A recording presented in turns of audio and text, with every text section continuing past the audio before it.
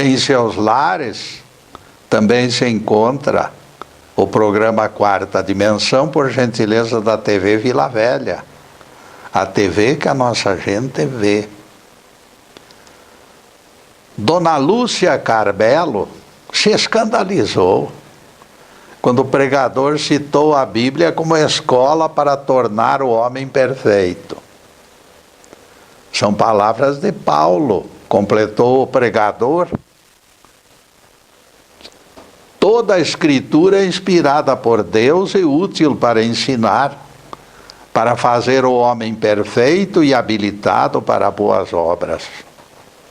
2 Timóteo 3, versículo 16. Alguma coisa está errada na sua fala, lhe disse Lúcia. Como legislador hebreu e alguém ligado a Deus, você admitiria Moisés como professor dos seus filhos? Eu lembro que Moisés fez convites indecentes aos seguidores. Matai todos os machos, disse ele, ainda que sejam crianças, e degolai as mulheres, mas reservai para vós as meninas e as donzelas. Palavras de Moisés em Números 31, versículos 17 e 18.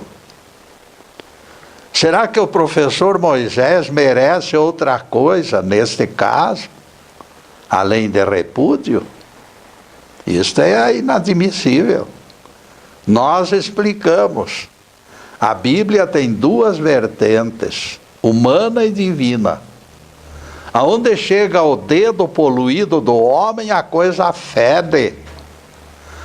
Antes da leitura de crianças, meus caros, suas palavras mostrarão até onde as crianças podem chegar. Jesus é o gabarito que nos dá os termos da realidade e os termos da decência. As palavras de Jesus mostrarão até onde nós podemos permitir que as crianças leiam Bíblia, porque existe muita coisa que não é conveniente. Bons amigos nos ajudam para a divulgação do programa e nós agradecemos. Com eles colaborando nas operações, temos certeza de que tudo correrá bem. O tema de hoje será quando arte e evangelho se unem.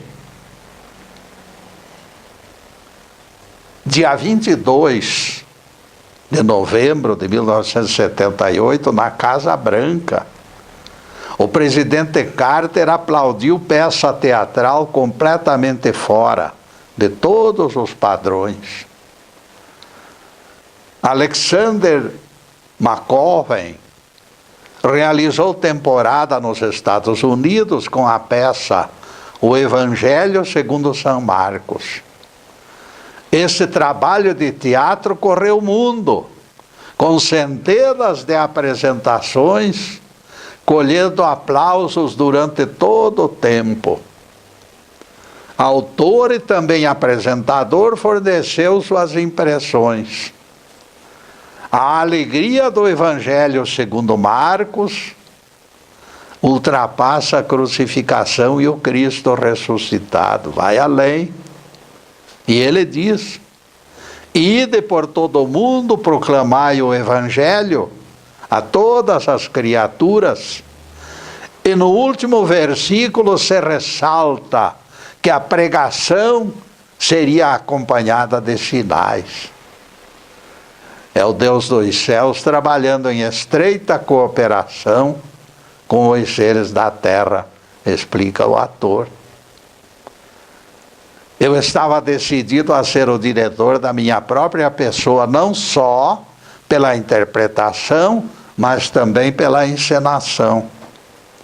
Eu deveria encarnar a figura de Marcos, semelhante a repórteres dos tempos atuais, ditando notas à secretária. Arranco o paletó e conto história como se tivesse acabado de ouvi-la. Em pouco tempo, disse McCovey, verifiquei que precisava de mesa e cadeiras. O primeiro capítulo é simples narrativa, mas logo em seguida eu começo a movimentação. A mesa e as cadeiras se transformam no interior da residência e depois do barco, onde Jesus contava parábolas. Em seguida elas representaram o quarto da casa de Jairo, onde a filha dele se encontra morta, e a sala de jantar, onde se comemora o aniversário de Herodes, tudo misturado. Em seguida o cenário tem que ser imaginado como o templo de Jerusalém. Nos primeiros dias de ensaio, o autor confessa: caí na armadilha de apresentar Jesus distante e inacessível, santo, perfeito e desvinculado da humanidade em torno dele. Fiquei horrorizado quando assisti a gravação, desabafou o ator. Aquele não era o Jesus do Evangelho de Marcos, que eu me propusera revelar ao mundo em cores fortes. Não passava de uma caricatura. Não passava, meus amigos, de uma figura insípida e distanciada da realidade. Também caí na tentação de transformar o Nazareno em alguém resignado, como se tivesse todo o seu sofrimento decretado pelos astros. Este Jesus me comoveu, mas não me convenceu. Ele ficara semelhante a robô pouco atraente e fora da realidade. O ator se desesperou nessa altura, clamando por inspiração capaz de arrancá-lo das areias movediças do insucesso. Lamentou ter se lançado na empreitada que considerou além de sua capacidade. Meu Deus, por favor, me ajude! Gritou McCovey. Pela imaginação, ele viu-se conduzido à extensa praia e percebeu que Jesus desembarcava e o povo se aglomerava em torno dele. Aquela figura do mestre agradou-lhe pela autenticidade, e a confiança retornou e a coragem tomou conta do seu coração. O ator, de repente, como se levado por máquina do tempo, recuou 2000 anos e se encontrou em lugar ermo no meio de incalculável multidão. O recanto, embora aprazível, era inóspito e longe de recursos. A impressão mostrava a região desértica e selvagem. 7 fontes d'água brotavam das montanhas e as crianças brincavam espirrando águas, umas sobre as outras. Pelos registros do próprio evangelista Marcos, a multidão naquele dia alcançava 5.000 homens. McCovey ficou fascinado, porque se incluirmos mulheres e crianças, que não era costume registrar, será lícito admitirmos 20.000 pessoas naquele lugar. Especialmente pela figura de Jesus, McCovey ficou fascinado. E ele permitira que McCovey o enxergasse, tivesse aquela visão maravilhosa. Se alguém procurasse um líder naquele momento mágico, com certeza se dirigiria diretamente ao mestre. Tão forte a sua personalidade. Porque Jesus era de uma personalidade íntegra, fascinante. Jesus se destacava na multidão, grupos se formavam ao seu redor e ele os ensinava de forma simples e convincente. Naquela tarde da aparição de Jesus, McCovey reforçou suas convicções de correr mundo para a divulgação do Evangelho de Marcos. Com certeza vocês estão com vontade de me perguntar: por que nós contamos esta história? Eu respondo apontando tratar-se de intelectual de renome mundial. O seu notável interesse pelos evangelhos deveria ser aproveitado. O relato mostra que crescimento da influência espiritualista é um fato comprovado. E o incentivo serviu para reanimar McCovey para prosseguimento da tarefa. Retornando à sua visão, imaginamos aquele lugar inóspito descrito, misturando ao povo como se fosse um deles. O mestre se apresentava autêntico e real, como o autor sempre imaginara.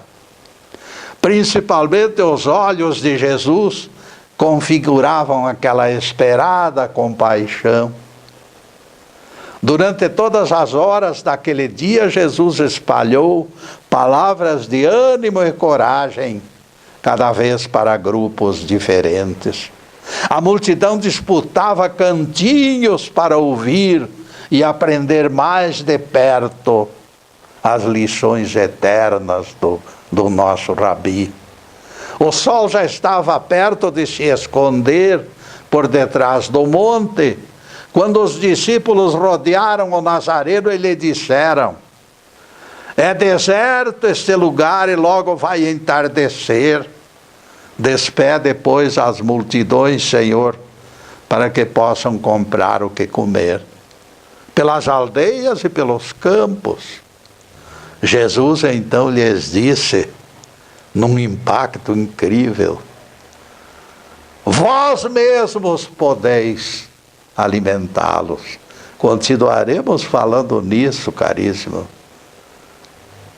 porque agora nós vamos fazer uma pequenina interrupção no programa para os comerciais do canal, mas é um instantinho só. Daqui a pouco estaremos de volta. Obrigado.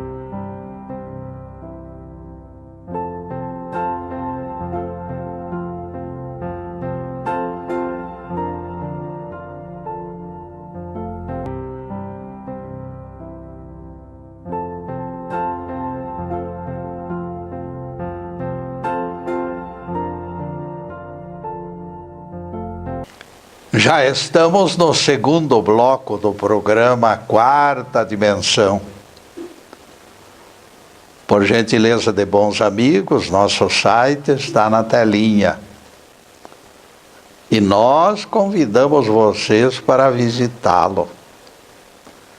E não esqueçam que o meu querido neto Ricardo criou serventia maior para o site.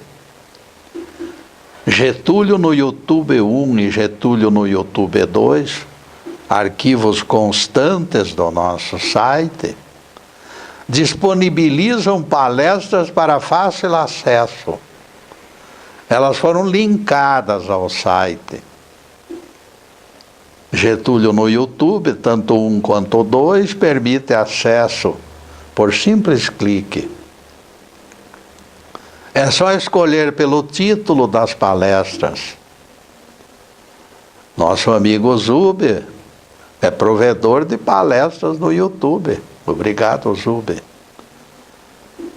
São 211 palestras, dia e noite, à disposição para a assistência dos telespectadores. Outro aviso importante: este programa está sendo gravado nos estúdios Fernando Martins, com a ajuda do Fernando, naturalmente, e também do Zube. Palestras anteriores vocês encontram no Facebook Live TV Ponta Grossa. À disposição noite e dia. As minhas palestras se identificam pelas palavras quarta dimensão. Procure esta preciosa dica e aprecie as exposições. Em seguida, a continuação do tema. Quando arte e evangelho se unem. O grupo dos discípulos, que se encontrava mais próximo, mirou o Nazareno com ironia quando Jesus disse: dai vós de comer, dai-lhes vós de comer. Um deles tomou coragem e ripostou com veemência: se comprássemos 200 denários de pães, mesmo assim eles não seriam suficientes. Como dizes que podemos alimentá-los, Senhor? Então Jesus ergueu os olhos e, vendo aquela multidão, disse a Filipe: aonde compraremos pão para dar de comer a esta gente? O Evangelho faz ressalva oportuna. Ressalva do Evangelho, não sou eu que estou deduzindo. O Evangelho diz: ele falou daquele jeito para experimentá-los, porque sabia o que estava para acontecer. João 6, versículo 6. E Felipe lhe respondeu: 200 denários permitiria simples pedacinho para cada pessoa. Simples pedacinho para cada pessoa. André, irmão de Simão Pedro, informou: Senhor, menino está oferecendo 5 pães de cevada e 2 peixinhos para repassar ao povo. Ele está entregando a sua merenda para que seja distribuída. O que é isto, porém, para matar a fome de tanta gente? Se 200 denários de pães não seriam suficientes, como disse Filipe, o que poderemos dizer destas migalhas? 5 pães de cevada e 2 peixinhos. O que representariam diante da fome de mais de 20.000 pessoas?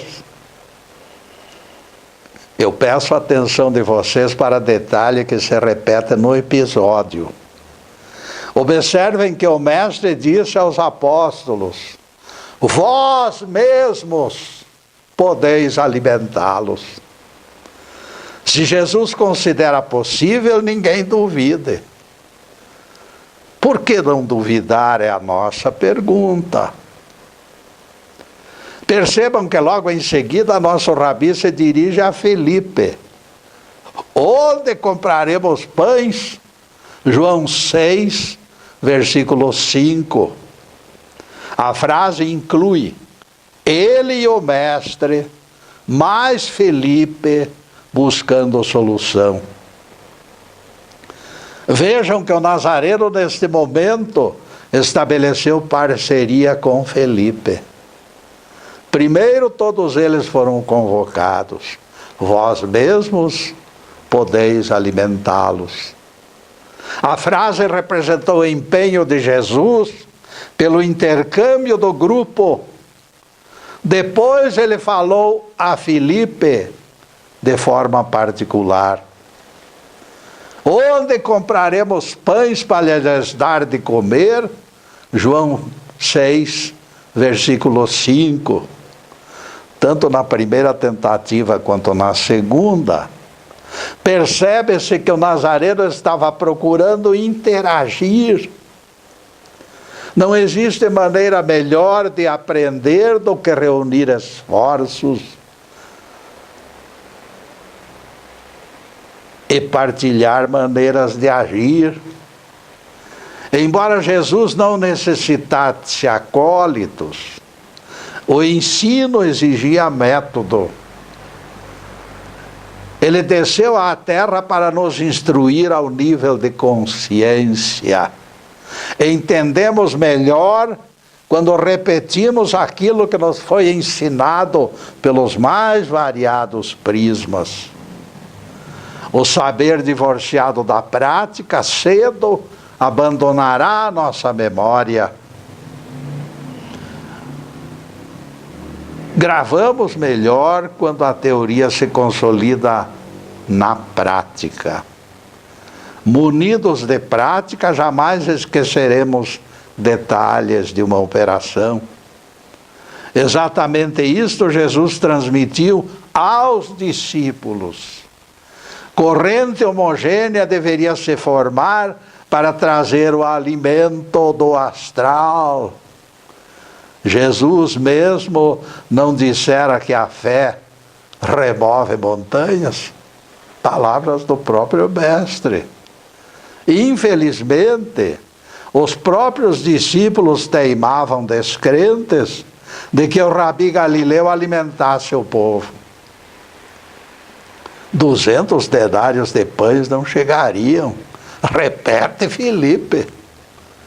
Que representam 5 pães e 2 peixinhos, resmungou André, mal-humorado.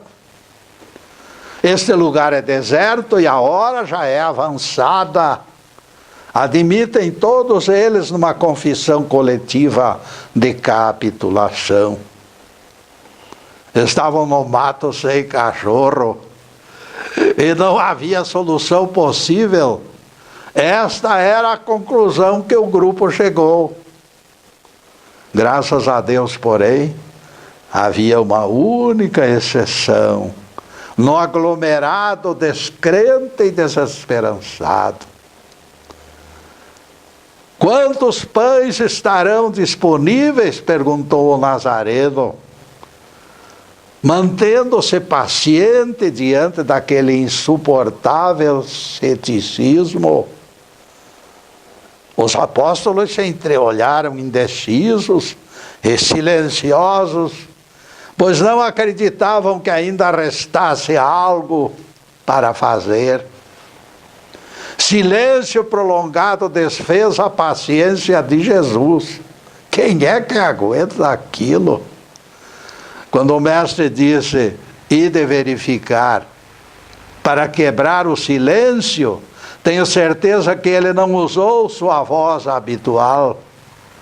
As palavras soaram de forma altissonante, marcadas pela sua impaciência. Aquela gente tinha potencial para irritar uma estátua de pedra. Ele falava claro, sem subterfúgios, e nenhum deles captava a verdadeira intenção do chamamento de Jesus. Mas pareciam alienígenas, recém-chegados de outros planetas. Quando será que aquele bando de crianças barbadas entenderia que tudo é possível àquele que crê? Todo milagre que ocorre na terra e nos céus precisa ter o precioso lastro do coletivo. Manter corações entrelaçados em simbiose perfeita. Mestre mais discípulo precisam unir seus carismas. Todos os seres, independente de religião ou filosofia, consolidam unidade com Deus e com o Cristo. Porque o Criador, ele nunca agiu sozinho. A Bíblia fala de Deus no plural, em 9 lugares diferentes. Citaremos exemplo para comprovar que é toda a carne para que ouça a voz do Deus vivo, que fala do meio do fogo, como nós o ouvimos. Deuteronômio 5, versículo 26. A palavra Deus contida neste texto que eu acabo de transmitir, No original hebraico foi escrita na forma plural, Elohim, que significa deuses, pluralizado. Deus é tão grande que pode até ser questionado como múltiplo, em especial quando opera prodígios. Percebam o que diz Apocalipse. Do trono de Deus saem relâmpagos e trovões, e diante do trono ardem 7 tochas, que são os 7 Espíritos de Deus. Apocalipse 4, versículo 5. Estes 7 Espíritos só podem ser os Cristos planetários, que nós ensinamos a sua existência, citados pelo número 7 simbólico, mas são muito mais. E neste ponto, caríssimos, nós vamos fazer mais uma pequenina interrupção no programa para os comerciais do canal, mas é um instantinho só. Daqui a pouco estaremos de volta.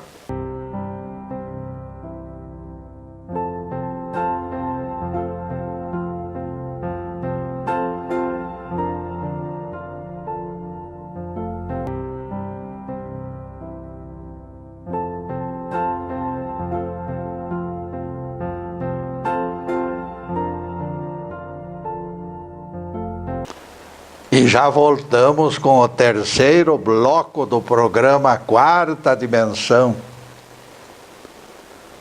O grande erro dos biblistas tem sido a insistência deles em considerar a Bíblia infalível. E eles englobam toda a Bíblia neste contexto. Na abertura deste programa eu já mostrei quão desmoralizante será apresentá-la inteirinha como lição edificante. É uma coisa absurda. Nós não podemos admitir aquilo, meus amigos. Quem estuda e pratica se torna perfeito.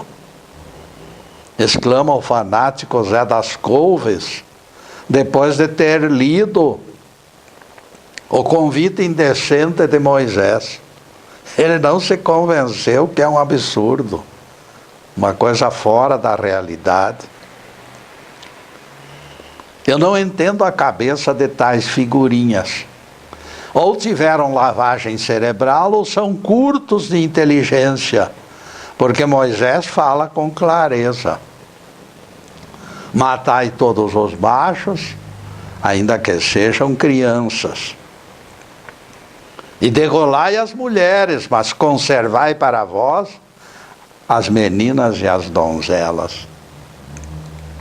Isso aí pode ser, está lá em Números 31, versículos 17 e 18. Isso aí só pode estar num manual de pedófilos. Eu não entendo como alguém pode chegar à perfeição com este ensinamento de Moisés. Ensinamento entre aspas. Alguém de vocês, como pais e mães, permitiria esta excrescência nos livros escolares dos seus filhos?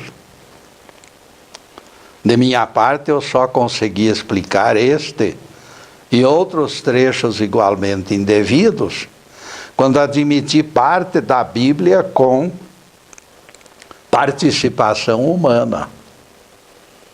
Parte divina, parte humana. Parte inspirada, parte não inspirada.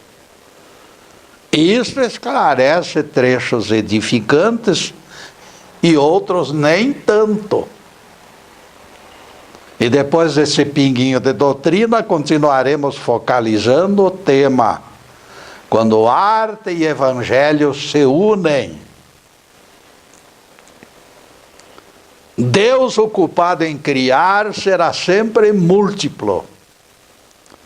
Na região desértica de que falamos há pouco, com a multidão com fome, diante dele, Jesus aspirava à participação dos apóstolos. Ele não queria agir sozinho para ensiná-los.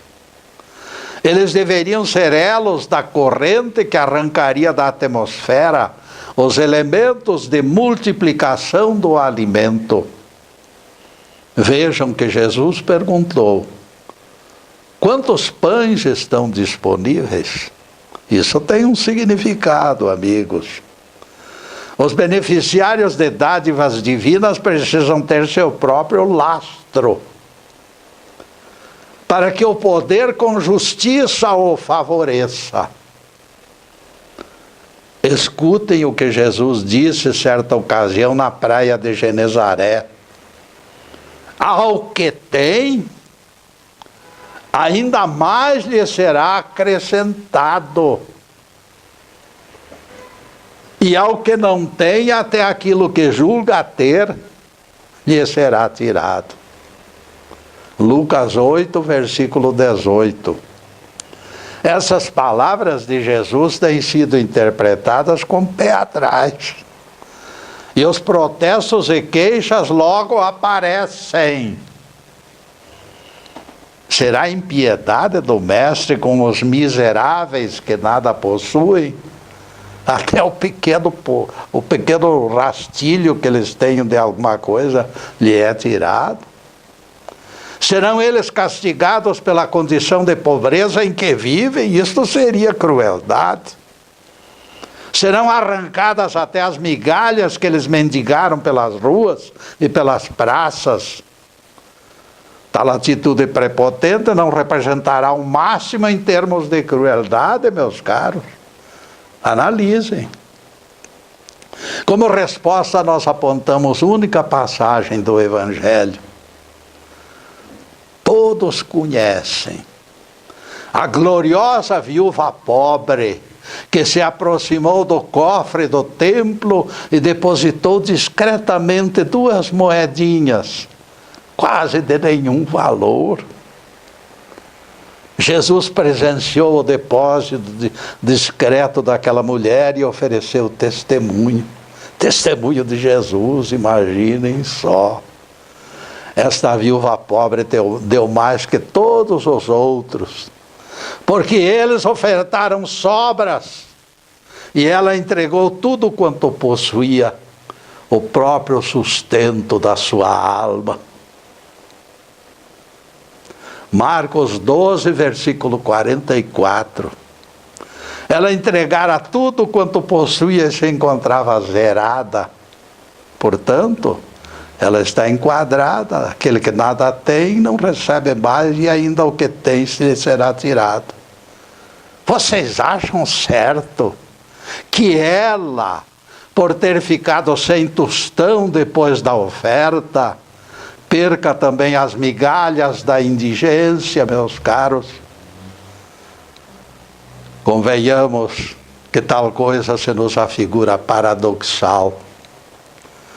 A letra da Bíblia, no entanto, favorece entendermos desta forma: quem não tem, perderá até eventuais resíduos no fundo do tacho.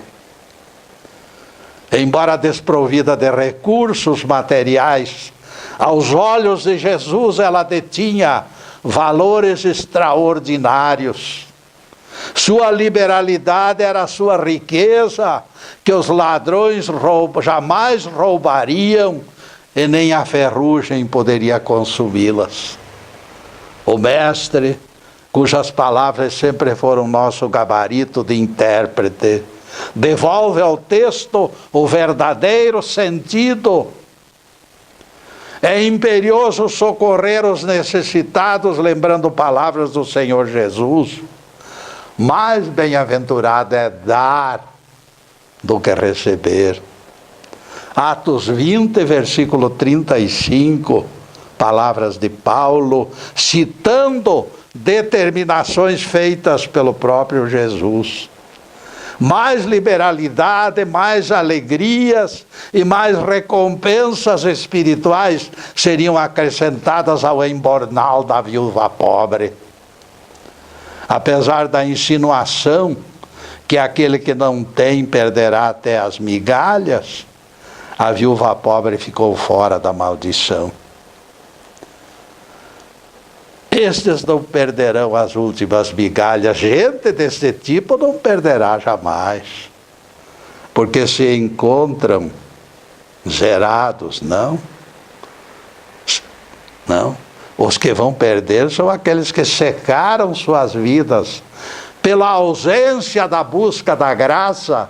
Esses não têm fundamento, não têm raízes, não têm o lastro necessário para receber algo de Deus. Mesmo o nosso Cristo não conseguiria multiplicar o nada das suas almas vazias. Este é o sentido do imbróglio, caríssimos. O nada não é possível, nem de multiplicação, nem de divisão, porque ele é nada, ele é zero. O nada não existe no espaço e no tempo. Na região desértica, onde mais de 20 mil pessoas se encontravam, apareceu criança com 5 pães e 2 pães de cevada, 5 pães e 2 peixinhos. Percebam que era muito pouco. Todavia, aquele pouco não poderia ser considerado zero. Ele representava algo no espaço e no tempo. Aquele menino tinha alguma coisa para multiplicar. Pães e peixes foram multiplicados pela força incomensurável do amor de Jesus. Jesus tomou pães e peixes e, tendo dado graças, distribuiu entre todos eles.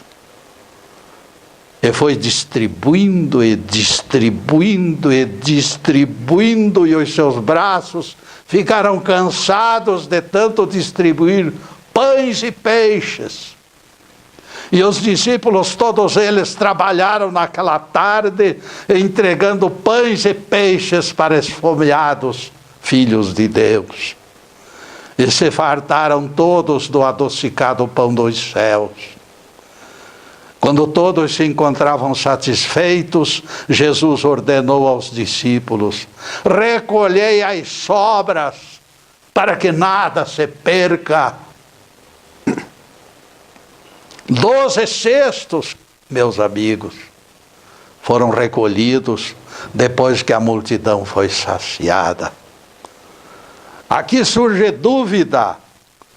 O evangelista fez questão de registrar pães de cevada.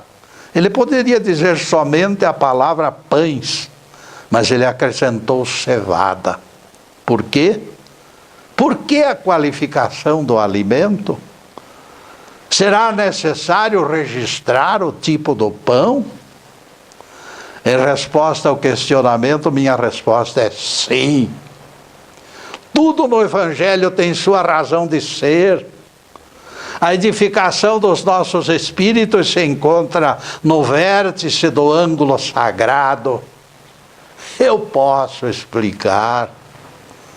Na época, os pães de cevada eram os mais baratos que se vendiam no comércio. Isto revela o quê? Revela que aquele garoto era pobrezinho, acostumado às limitações da pobreza, e suscita revelações surpreendentes. Por força dos seus parcos recursos, ele poderia ter escondido a merenda no embornal para matar a fome, longe de olhares pidões. A preocupação dos assessores de Jesus com a falta de provisões foi ostensiva demais para que não fosse percebida por ele. Aquele menino entendeu tudo num relance. Opa! Ele poderia ter pensado, meus amigos, é natural que pensasse, porque o coitadinho já sofrerá fome. A coisa está ficando feia, ele pensou. Será melhor eu esconder minha merenda. Será o que aconteceu, meus amigos? Será que isto aconteceu? Vamos aguardar o próximo bloco, porque agora nós vamos fazer mais uma pequena interrupção para os comerciais do canal. Mas depois nós contaremos a história completa. Muito obrigado.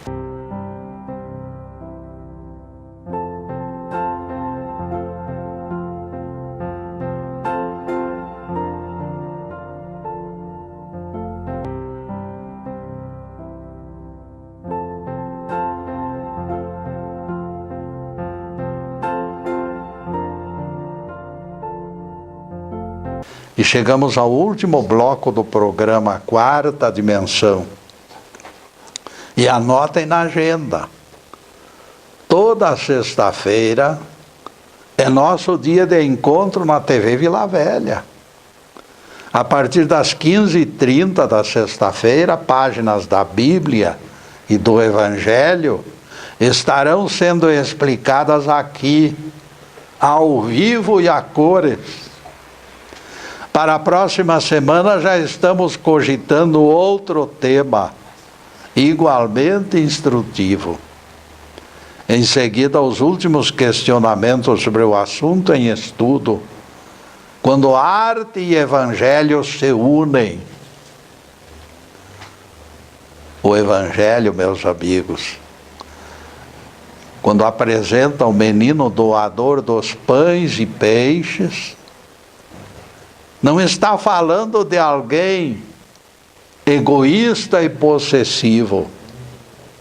Trata-se de autêntico garoto de ouro. Quando ele percebeu o drama da falta de provisões, mais forte falou sua alma solidária. Ele entregou ao apóstolo André, irmão de Pedro, o seu precioso fardel, para que fosse usado em proveito de todos.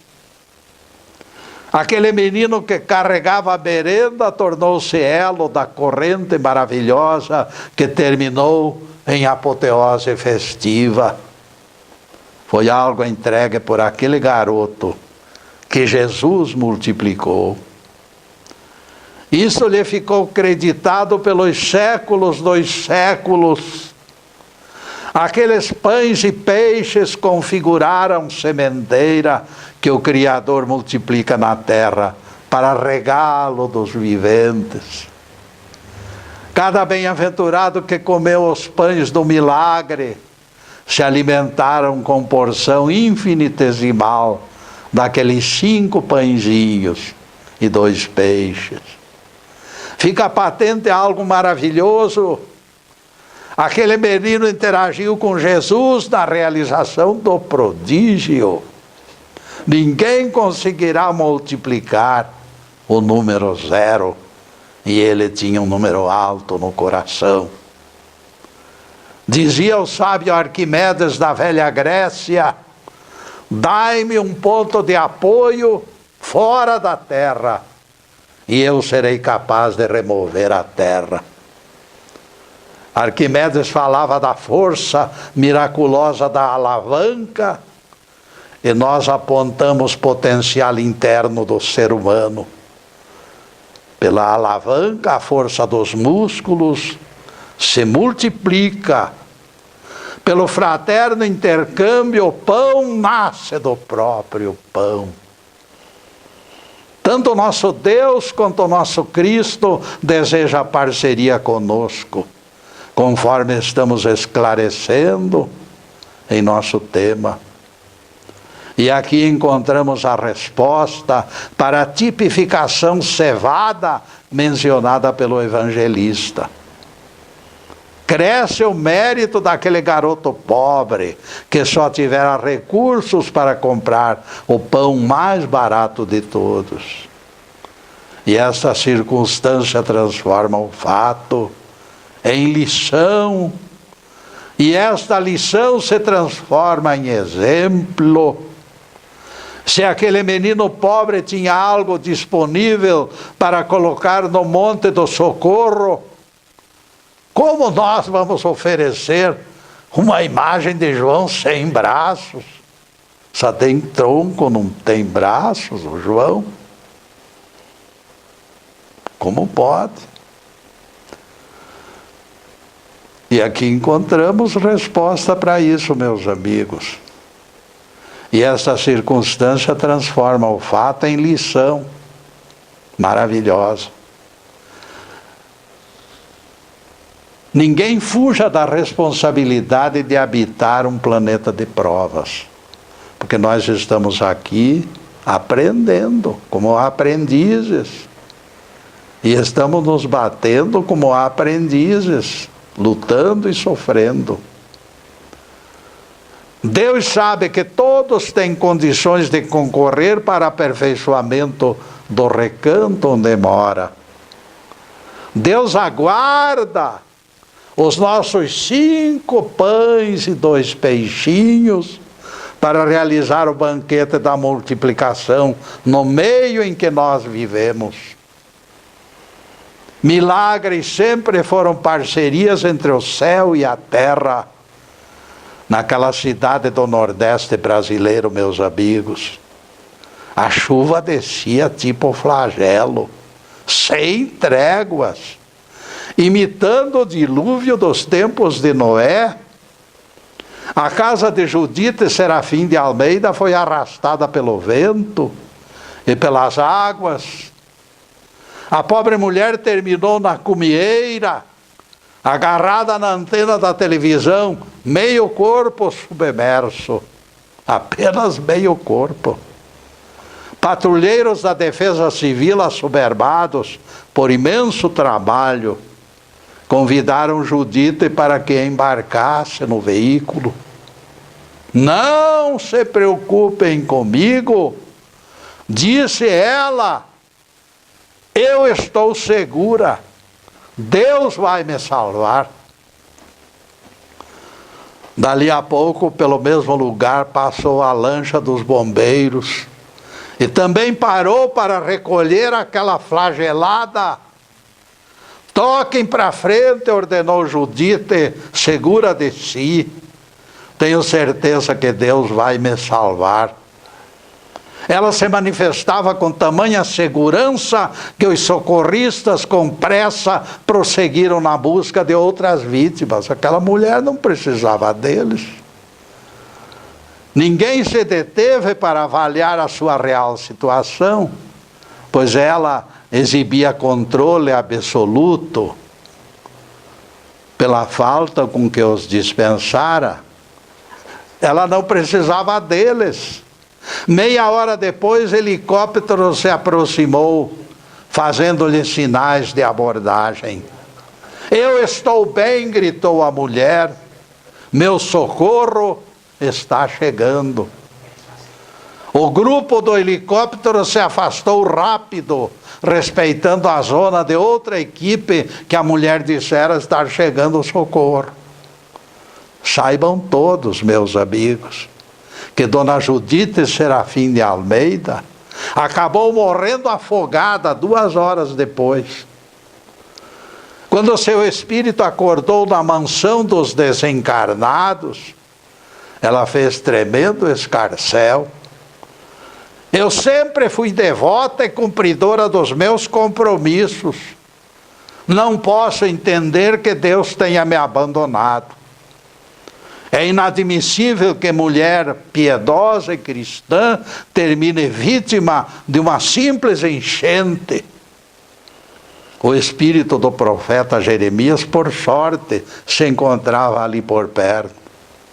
E o profeta Jeremias, pelas vias mediúnicas, pediu que Jeová explicasse o abandono daquela vítima das enchentes. A voz do Senhor trovejou, usando a garganta do profeta. Eu mandei grupo de defesa civil ao encontro dela. Depois foram os bombeiros. E por último, helicóptero. E todo esse socorro enviado não foi aceito pela Judite. Ela morreu por não entender que Deus socorre através das próprias mãos dos homens. Vale a pena refletirmos sobre esta lição extremamente proveitosa. O Pai Celestial deseja parcerias e Ele nos inclui na formulação de segurança do nosso pessoalmente e do nosso familiarmente. Não seja lícito, porém, montarmos teatrinhos exibicionistas, como fez o fanatismo de Dona Júlia Serafim de Almeida. Todo socorro é obra divina. No entanto, ninguém se exima de participar dos esforços coletivos de aperfeiçoamento. Deus nos entrega a terra, mas deseja que participemos com a semente e o cultivo e o carinho que acompanha o crescimento da planta. Sem Deus, não teríamos a terra fértil, a luz do sol e as chuvas benfazejas. Sem a presença do ser humano diligente e ativo, por outro lado, faltaria quem lançasse a semente na cova bendita. O Todo-Poderoso se agrada da participação de cada um dos seus filhos. Louvado seja Deus. Que o Senhor nos abençoe e nos guarde. Que o Senhor faça resplandecer o seu rosto sobre nós e tenha misericórdia de nós. Que o Senhor sobre nós levante o seu rosto e nos dê a paz. Louvado seja o nosso querido Deus Pai. Louvado seja o santo nome de Jesus, o nosso Cristo. E para vocês, caríssimos, além desta câmera, eu só posso lhes dizer uma coisa. Estou vibrando para que todos recebam as bênçãos divinas. Bênçãos de paz, de harmonia, de conforto espiritual, de saúde, prosperidade também. Mas acima de tudo, meus amigos, amor no coração. Porque o amor é o norte da esperança, o amor é o sol, o amor é a luz. Muito obrigado, meus amigos, e boa noite.